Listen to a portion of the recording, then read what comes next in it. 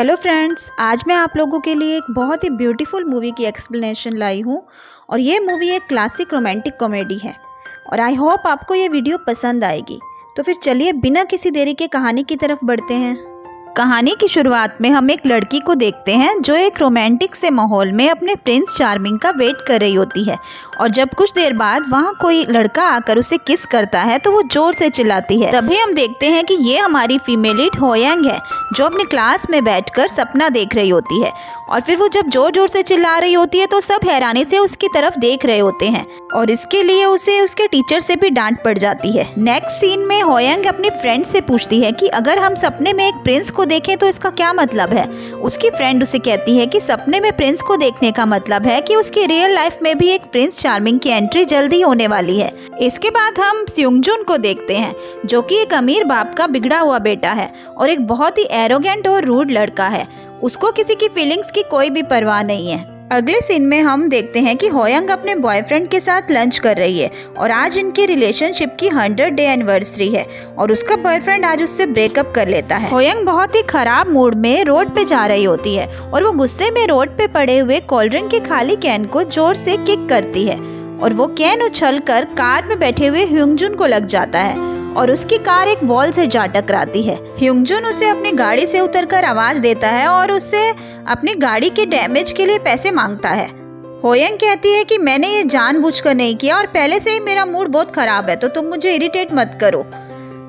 ह्योंगजुन जब अपनी कार को रिपेयर कराने के लिए उससे $3000 मांगता है तो ये सुनकर होयांग उसको चकमा देकर वहां से भाग जाती है, पर उसका वॉलेट वहीं पर गिर जाता है जिसमें उसका स्टूडेंट ID कार्ड होता है। अगले सीन में हम देखते हैं कि होयांग सपने में देख रही है कि उसको पुलिस ने चारों ओर से घेर लिया है और वो उसको सरेंडर करने को बोल रही है और वहाँ पर गोलियां भी चलने लगी हैं।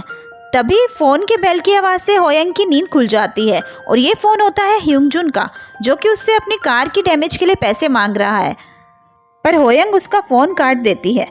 नेक्स्ट सीन में हम देखते हैं कि होयांग अपनी क्लास में उदास सी बैठी हुई है और अपनी फ्रेंड्स को अपने ब्रेकअप के बारे में बताती है। फिर वो उनसे उस एक्सपेंसिव कार के मॉडल के बारे में भी पूछती है कि अगर उस कार पे एक स्क्रैच आ जाए तो कितना खर्चा हो जाएगा। इसके बाद होयांग जब स्कूल से बाहर आ रही होती है तो स्कूल के बाहर की वॉल पे ह्योंगजुन ने पैम्फलेट्स चिपकाए होते हैं जिन पर लिखा था कि होयांग अभी के अभी बाहर आओ। होयांग वो सब पेपर्स उतारने लग जाती है, तभी वहाँ पर ह्योंगजुन खड़ा होता है और वो होयांग को उठाकर अपने साथ ले आता है। होयांग कार में बैठकर सोच रही होती है कि मुझे ये कहाँ ले जा रहा होगा। ह्योंगजुन उसे कहता है कि हम लोग पुलिस स्टेशन जा रहे हैं और वो घबरा जाती है और उसके मन में बुरे बुरे ख्याल आने लगते हैं।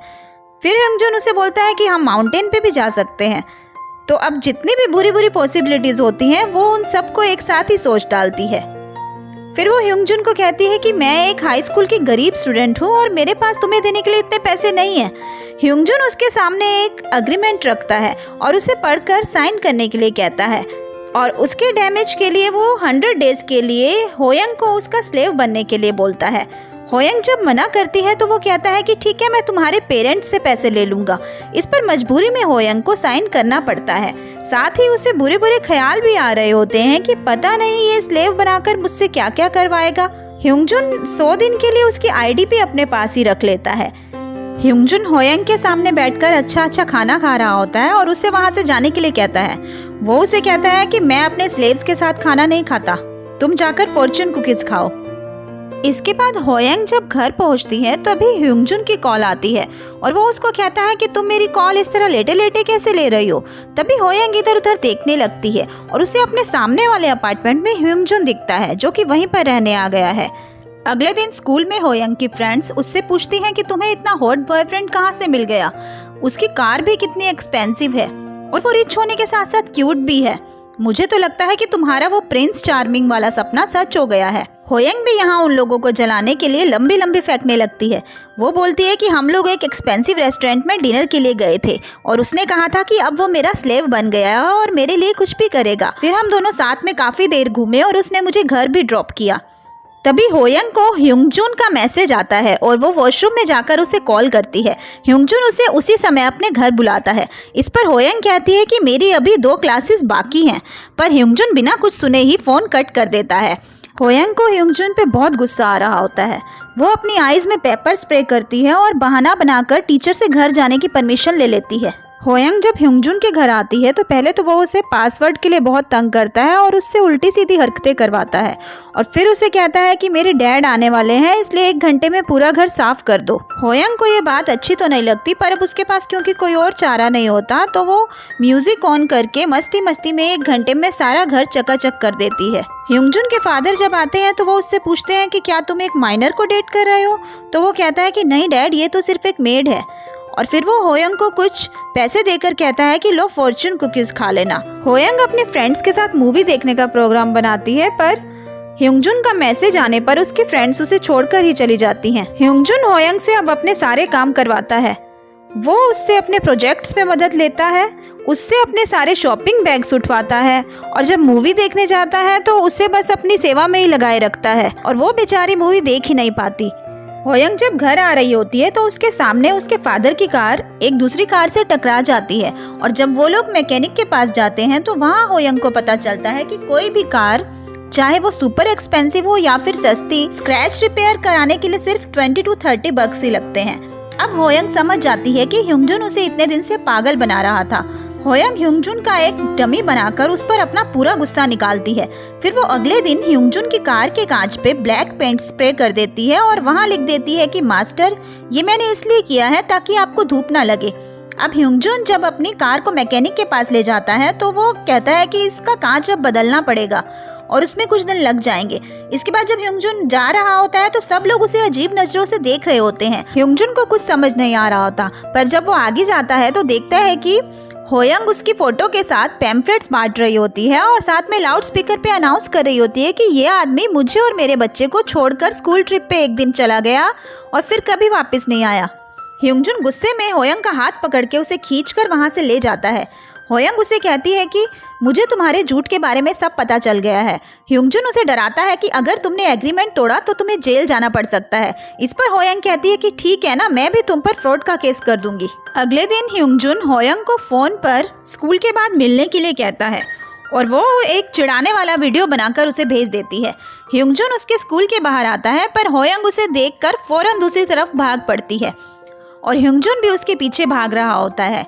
होयंग जैसे तैसे बच के अपने घर पहुंच जाती है और वो अपनी मॉम को कहती है कि मॉम, मेरा स्कूल चेंज कर दीजिए। इस पे उसकी मॉम कहती है कि तुम्हारे कॉलेज के एडमिशन के लिए एंट्रेंस एग्जाम आने वाली है और तुम्हें उसके लिए प्रिपरेशन करनी चाहिए।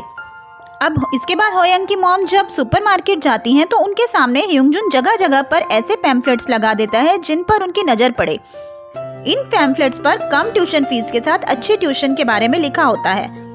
होयंग की मॉम उसके टीचर से चैट करते हुए उसके ग्रेड्स सेंड करने के लिए कहती हैं, जो कि बहुत कम आए होते हैं।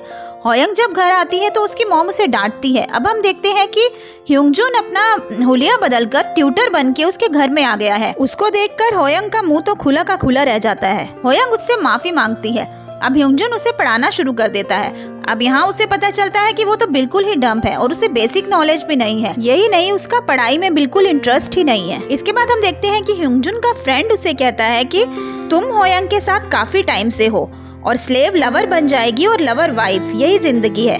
ह्योंगजुन उसे कहता है कि नहीं, वो मेरी स्लेव है और स्लेव ही रहेगी। उसका फ्रेंड उसे अपने कॉन्सर्ट में इनवाइट करता है। ह्योंगजुन वहाँ जाता है, पर उसे वहाँ का शोर शराबा अच्छा नहीं लगता और फिर वो होयंग के साथ कैरियोके में जाता है और उसके साथ खूब एंजॉय करता है। जब वो लोग वापस आ रहे होते हैं तो कार में फ्यूल खत्म हो जाता है और फिर होयंग पेट्रोल पंप तक कार को धक्का लगाती है। जब वो लोग घर आते हैं तो अचानक बारिश शुरू हो जाती है और होयंग उसके साथ शेयर करने के लिए अपना अम्ब्रेला ले आती है, पर वो तो उससे अम्ब्रेला ले लेता है और अंदर चला जाता है। रात को होयंग ह्योंगजुन को मैसेज करके आज के दिन के लिए थैंक यू बोलती है, पर ह्योंगजुन उसे रिप्लाई में सिर्फ एक ओके लिखकर भेज देता है। अगले दिन ह्योंगजुन उसे समर वेकेशन में एक शॉर्ट ट्रिप पे चलने के लिए कहता है, पर होयंग कहती है कि मेरे पेरेंट्स मुझे घर से बाहर कभी भी ओवरनाइट स्टे नहीं करने देंगे। इस पर ह्योंगजुन अपने जुगाड़ से उनके लिए एक 4 दिन का फ्री ट्रिप की टिकट्स बम्पर प्राइस के फॉर्म में उन्हें भेज देता है। होयंग के मॉम और डैड दोनों बहुत एक्साइटेड होकर घर से निकलते हैं। अब होयंग और ह्योंगजुन भी दोनों ट्रिप पे आ जाते हैं। ह्योंगजुन उससे पूछता है कि क्या तुम्हारा कभी कोई बॉयफ्रेंड रहा है? इस पर वो कहती है कि ऑफ कोर्स, मैं तो बॉयज़ में बहुत पॉपुलर हूँ। फिर होयंग ह्योंगजुन से जब यही सवाल पूछती है तो वो कहता है कि मैं इन झंझटों में नहीं पड़ता। फिर वो दोनों जब बंजी जंपिंग के लिए जाते हैं तो होयंग को वहाँ से नीचे देखकर अचानक चक्कर आ जाता है और वो नीचे गिर जाती है और ह्योंगजुन भी उसके साथ नीचे कूद जाता है और उसे पकड़ लेता है। फिर होयंग जब क्लिनिक में होती है तो ह्योंगजुन पूरा टाइम उसके साथ रहता है, पर उसके होश में आने से पहले ही वो वहाँ से बाहर आ जाता है। पर होयंग को इस बात का एहसास हो जाता है। होयंग के मॉम डैड जब वापस घर आते हैं तो वो लोग पहले ही घर पहुँच चुके होते हैं। ह्योंगजुन जब ट्रिप की पिक्चर्स देख रहा होता है तो वो पिक्स में होयंग को कंटिन्यूअसली देख रहा होता है और उसका जब मैसेज आता है तो वो स्माइल करने लगता है। अगले दिन ह्योंगजुन रोड साइड पे एक एडवर्टीजमेंट देखता है जिसमें लिखा होता है कि जिससे तुम प्यार करते हो उसे 100 डे एनिवर्सरी में एक रिंग देकर अपना प्यार जताओ।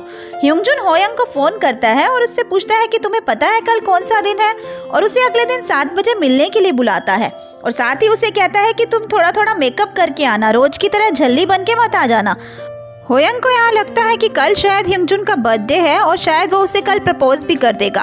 अब अगले दिन जब वो रेस्टोरेंट में शाम को पहुँचती है तो वहाँ पर उसके सब फ्रेंड्स होते हैं। ह्योंगजुन होयंग को बताता है कि तुम्हारा 100 डेज का एग्रीमेंट आज खत्म हो गया है और वो उस एग्रीमेंट पेपर को जला देता है।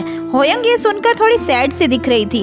अब क्योंकि होयंग को लगा था कि आज ह्योंगजुन का बर्थडे है तो वो उसके लिए गिफ्ट भी ले आई थी जिसे ह्योंगजुन वहीं पर पहन लेता है और वो लोग साथ में खूब एंजॉय करते हैं। वो लोग जब साथ में घर आते हैं तो होयंग जब ह्योंगजुन को बाय बोलती है तो ह्योंगजुन उसे किस कर लेता है और होयंग बिना कुछ कहे अंदर चली जाती है। तभी होयंग की मॉम विंडो में से ये सब देख लेती हैं।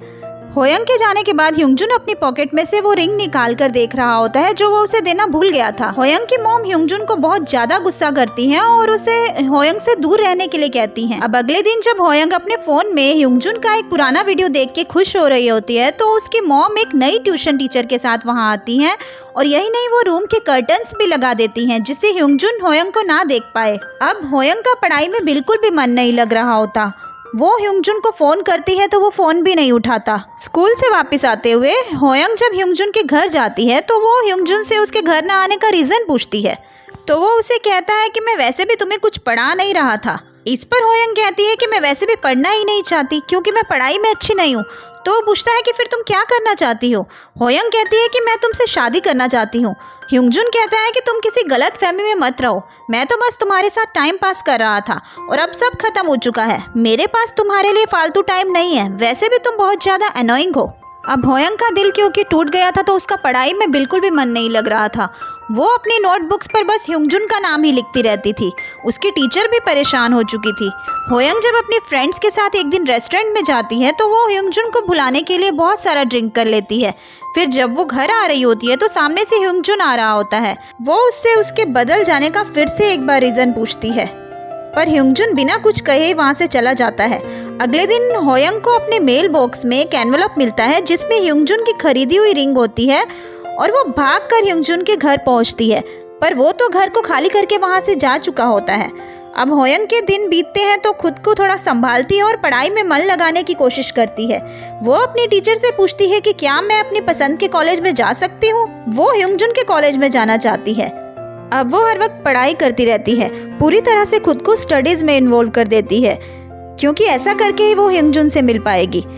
अब एंट्रेंस एग्ज़ाम का दिन भी आ जाता है और एग्ज़ाम के बाद जब रिजल्ट्स अनाउंस होते हैं तो रिजल्ट बोर्ड पे होयंग का नाम नहीं होता। वो पूरी तरह से टूट जाती है। उसकी टीचर उसे कहती है कि होयंग चीयर अप, तुम तो अभी सिर्फ एक बार ही रिजेक्ट हुई हो, मैं तो 5 बार रिजेक्ट हो चुकी हूँ। होयंग कहती है कि मैं उसी कॉलेज में जाना चाहती थी पर शायद मेरी किस्मत में ही ये नहीं था।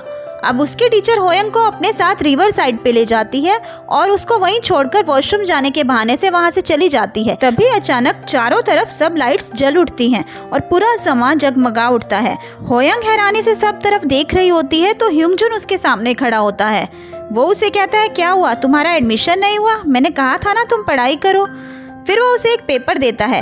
होयंग जब खोल के देखती है तो वो उसका एडमिशन सर्टिफिकेट होता है और यहाँ हमें दिखाया जाता है कि ह्योंगजुन ने होयंग की मॉम को उस दिन रिक्वेस्ट की थी कि मैं उसे खोना नहीं चाहता और मैं उसको एंट्रेंस टेस्ट क्लियर होने तक नहीं मिलूंगा। फिर उसने अपनी एक फ्रेंड को होयंग को ट्यूशन पढ़ाने के लिए राजी किया था और फिर इन सब लोगों की टीम ने उसके लिए प्रैक्टिस क्वेश्चन पेपर सेट किए थे और होयंग का एडमिशन ह्योंगजुन के कॉलेज में हो गया था। पर ह्योंगजुन ने प्रिंसिपल से रिक्वेस्ट करके ये बात छुपाई थी और लिस्ट से उसका नाम हटवा दिया था क्योंकि वो होयंग को सरप्राइज देना चाहता था। ह्योंगजुन और होयंग अब एक हो चुके थे और यहाँ हम ये समझ सकते हैं कि प्यार एक दूसरे को लाइफ में ऊपर उठाने का नाम है, चाहे इसके लिए आपको थोड़ा सेक्रीफाइस ही क्यों ना करना पड़े। प्यार जब सोने की तरह तप जाता है तो ही वो निखर कर आता है और सच्चा प्यार इसी को तो कहते हैं। आप सब लोगों की इस बारे में क्या राय है वो मुझे ज़रूर बताइएगा। और अगर आप लोगों को मेरी एक्सप्लेनेशन अच्छी लगती है तो प्लीज़ वीडियो को लाइक कर दीजिएगा और चैनल को सब्सक्राइब कर दीजिएगा। इससे मुझे कुछ बेहतर करने के लिए इंस्पिरेशन मिलेगी। Bye bye, thanks for watching.